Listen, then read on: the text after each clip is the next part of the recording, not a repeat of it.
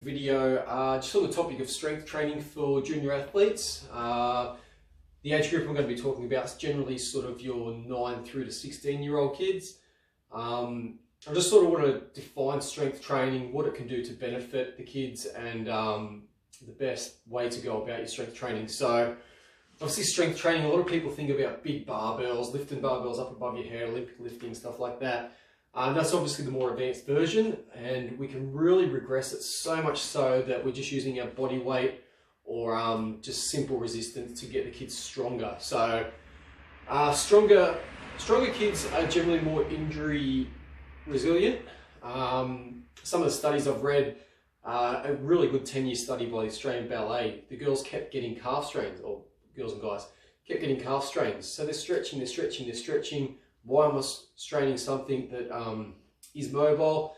It all comes down to strength. So something will tear when it's weak. So think of an elastic band. When you get it early on and it's really strong, you're less inclined to break it, as opposed to later on when it gets stretched and brittle, it's more likely to break. So that sort of thing can be crossed over into our body.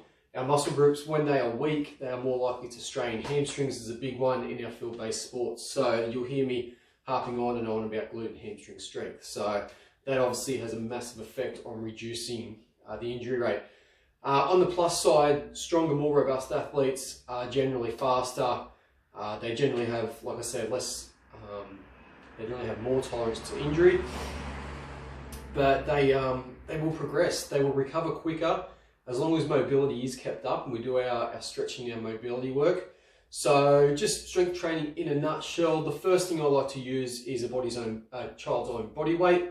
So if they can run themselves through correct ranges of motion, full extensions, full movements, then they're ready to progress to slight resistance. My favorite #1 tool, I think all kids should have it, is a resistance band. That will help you fire up one of the most underrated and underused muscle groups in the body, which is the glutes and the hamstring region. And again, not only are we looking to prevent injuries, but strength, speed and power generally come from the rear of your body. If you look at the start line of a 100-meter race, you'll see a lot of big, strong booties on that start line, very muscular, and that will generate our power. So sprinting power generally comes from, this full body, but a lot of emphasis goes on the hamstring and glute region. So if you haven't got a booty band or a mini band, not everyone likes to call them a booty band, haven't got one of these, get one. Important, really good for you. So moving on from that, two pieces of equipment I would recommend for junior athletes are not the barbell, they're not dumbbells. However, with good coaching and supervision, I am not worried one little bit if a kid picks up a barbell or a dumbbell, as long as it's age appropriate, as long as they can move through a full range of motion and they're not going to put themselves in a compromised position. Heavier weights are fine. Definitely not looking for 1 to 3 rep, even 5 rep maxes. I want the kids to be able to do 8 to 12 reps minimum of really good form, squatting, moving and fully extending. But we're looking for not setting up a full gym garage. After our booty band, next thing I recommend is just a good old-fashioned med ball. So what the kids can do with the med ball, they can hold it to add resistance to their squat, hip hinge and deadlift. So one of the biggest things we want in sprinting is to be able to triple extend. So by triple extend, ankle, knee, hips, we come right up, so we fully extend. Now, a really easy way to vary an Olympic barbell lift, which is a super technical, complicated movement, the clean, we can grab a med ball and just tell the kids to throw it as high as they can. Now, if they're going to throw the ball as high as they can, they're not just going to use their arms, they're going to partially squat and jump and triple extend. So without even knowing, these kids are going to go into full extension and really strengthen those muscle groups required to leap, jump and sprint. So that's probably one of my favorite drills if I want kids to get faster outside of the band work. So on top of that, we can do abdominal work by doing big throws. We can press, work our upper body strength. So there's so many different variations we can do just with a simple med ball. So you don't have to run out and buy a full garage worth of equipment. A band, I'm already puffing, and a med ball. Now, getting slightly more technical, slightly more complicated, but it's an all-in-one piece of equipment, is the good old-fashioned kettlebell. I'm a big fan of the kettlebell because it's mobile, it's versatile, there's not really anything it can't do. So going back, my favourite area to train, the butt and the hamstrings, good old-fashioned kettlebell swing.